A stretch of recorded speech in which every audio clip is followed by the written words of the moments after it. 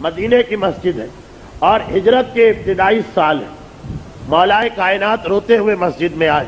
رسول نے پوچھا یا علی کیا ہوا؟ کہا میری ماں فاطمہ بنت اسد کا انتقال ہو گیا۔ یہ کہہ کے رسول کھڑے ہو گئے، علی وہ تمہاری ہی ماں نہ تھی، وہ میری بھی ماں تھی، آج میری ماں بھی اس دنیا سے رخصت ہوئی۔ ایک مرتبہ آئے گھر میں، فاطمہ بنت اسد کے گھر میں، علی کی شادی ہو چکی، فاطمہ زہرا اس گھر میں رہتی ہیں۔ ایک مرتبہ پیغمبر نے بیٹی کو پیغام بھیجوایا کہ تم میری چچی کو غسل دے رہی، میرے پیرہن میں دینا، میرے کپڑے میں دینا، اور اپنا کرتا اور اپنا پیرہن بھیجوایا۔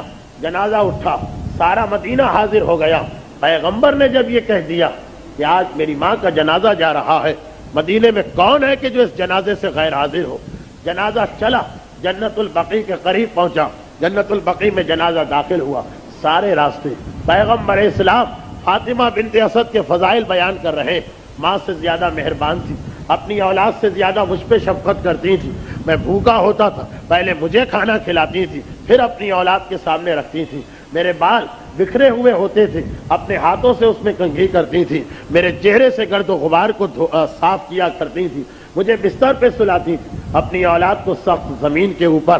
سارے راستے فاطمہ بنت اسد کا قصیدہ پڑھا جا رہا، یہاں تک کہ بقیع کا قبرستان آ گیا۔ فاطمہ بنت اسد کو قبر میں اتارنا ہے۔ پیغمبر نے کہا علی رک جاؤ، علی رک جاؤ۔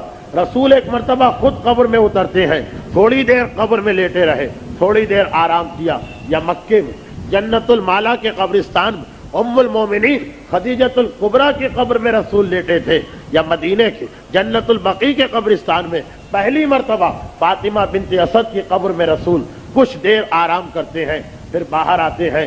ایک مرتبہ میت کو اتارا گیا، مٹی ڈالی گئی، قبر کو بند کیا گیا، لوگ چلنے والے ہیں۔ پیغمبر کی زبان سے نکلا ابنوں کی علی لا عقیل ولا جعفر، تیرا بیٹا عقیل اور جعفر طیار نہیں، تیرا بیٹا علی۔ یہ کہہ کہ باہر کی جانب تشریف لائے۔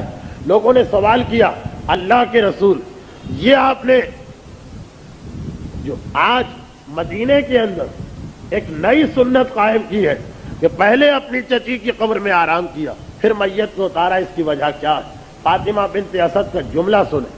پیغمبر نے کہا کہ ایک دن میری چچی نے مجھ سے کہا تھا اے میرے بھتیجے، میں قبر کے اندر فشار کے عذاب سے بے انتہا ڈرتی ہوں کہ جب اپنی قبر میں جاؤں اور قبر کی دیواریں اپنے درمیان لے کر مجھے دبائیں، اپنے درمیان لے کر مجھے فشار دیں گی تو اس وقت میری کیا حالت ہوگی؟ میں اس وقت کو یاد کر کے ڈرتی ہوں۔ میں نے وعدہ کیا تھا چچی، میرا آپ سے وعدہ، سب پہ یہ عذاب آ سکتا ہے، آپ پہ یہ عذاب نہیں آئے گا، اور فقط اس وعدے کو پورا کرنے کے لیے آج میں اپنی چچی کی قبر میں لیٹا، اس لیے کہ جس قبر کو نبی یا امام کا جسم مس ہو جائے پھر وہ کسی کو عذاب نہیں دیتی، پھر اس میں فشار نہیں آتا۔ اللہ کے رسول کے لیے دعا کرنا بھی آسان تھا، قبر سے باہر کھڑے رہ کے دعا بھی کر سکتے تھے، پروردگارا میری چچی پہ فشار کا عذاب نہ آنے پائے، مگر فشار کے عذاب کی اہمیت کو بتانا تھا کہ اتنا اہم ہے یہ عذاب کہ تقریباً ہر ایک پہ یہ آئے گا کہ میں بھی اگر اپنی چچی کو اس عذاب سے معاف کروا رہا ہوں تو قبر میں اتر کے لیٹ رہا ہوں، اس کے بعد یہ عذاب برطرف ہو رہا۔ لوگوں نے سوال کیا یہ آپ نے کیا کہا کہ تیرا بیٹا جعفر طیار نہیں، عقیل نہیں، علی؟ کہا کہ جیسے ہی قبر کو بند کیا گیا فرشتوں نے آ کے سوال جواب شروع کر دیا، اور دوران سوال میری چچی نے باقی تو ہر سوال کا جواب دے دیا، تیرا خدا کون، تیرا رسول کون، دین کیا، قبلہ کیا، کتاب کیا، مگر جب یہ سوال پوچھا گیا کہ تیرا بیٹا کون، یہ سوال پوچھا گیا کہ تیرا امام کون، تو میری چچی خاموش ہو گئی۔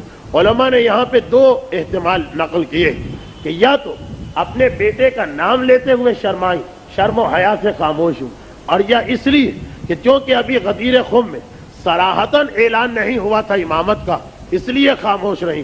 تو رسول نے کہا کہہ دیجئے چچی اپنے بیٹے کا نام لے دیجئے، مگر اپنے بیٹے جعفر طیار کا نہیں، اپنے بیٹے عقیل کا نہیں، اپنے بیٹے علی کا۔ اب اس روایت کو سننے کے بعد جتنے علماء نے اس روایت کو نقل کیا ہے صدر اول سے لے کر آج تک، سب نے آخر میں یہ لکھا ہے کہ ایک مومن کو ذرا غور تو کرنا چاہیے کہ یہ فشار قبر کے عذاب کو مذاق کہہ دینے والا، قبر کے عذاب کا انکار کرنے والا، عذاب قبر کو خواب و خیال کی چیز قرار دینے والا، یا عذاب قبر کو مان کر مگر اس سے لاپرواہ بے پرواہ ہونے والا، فشار کے بارے میں نہ سوچنے والا۔ ذرا سوچے تو صحیح، یہ کون پریشان ہو رہا ہے فشار کے بارے میں؟ یہ فاطمہ بنت اسد پریشان ہو رہی ہیں۔ کون فاطمہ بنت اسد؟ وہ جو شفیع المذنبین، تمام گناہگاروں کی شفاعت کون کریں گے؟ رسول۔ شفیع المذنبین کی سگی چچی وہ فاطمہ بنت اسد پریشان۔ کون فاطمہ بنت اسد؟ جو قسیم الجنت والنار، علی کی والدہ، وہ پریشان ہو رہی۔ جو سیدہ نساء عالمین فاطمہ زہرا کی ساس، جو جنت کے جوانوں کے سردار سیدہ شباب اہل الجنہ حسنین کی دادی ہیں، وہ فاطمہ بنت اسد پریشان ہو رہی ہیں۔ اور فاطمہ بنت اسد کے ساتھ تو دونوں فضیلتیں ہیں۔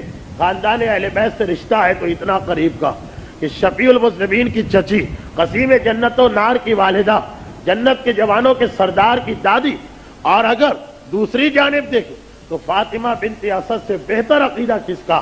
فاطمہ بنت اسد سے بہتر عمل کس کا؟ عقیدہ بھی بہترین، عمل بھی بہترین، رشتہ بھی قریب ترین، مگر اس کے باوجود ڈری، اور اتنا ڈری کہ رسول سے خاص خواہش کی، اور رسول نے بھی اس انداز سے اس کو پورا کیا۔ تو پتا چلا قبر کا عذاب اور فشار قبر کوئی خواب و خیال کی چیز نہیں ہے، اتنا یقینی عذاب ہے، اتنا یقینی عذاب ہے کہ فاطمہ بنت اسد جیسی شخصیت کو گھبرانا اور پریشان ہونا پڑ رہا۔ اگر فاطمہ بنت اسد اپنے لیے پریشان نہ تھی تو کم سے کم ہمارے لیے تو تھی، کہ تم لوگ جن کا رشتہ بھی آل محمد سے اتنا قریبی نہیں ہے، جن کا عمل بھی فاطمہ بنت اسد جیسا نہیں، تم نے اپنی قبر کو فشار سے بچانے کے لیے کیا انتظام کیا؟ تم نے وہاں پہ عذاب سے بچنے کے لیے کیا انتظام کیا؟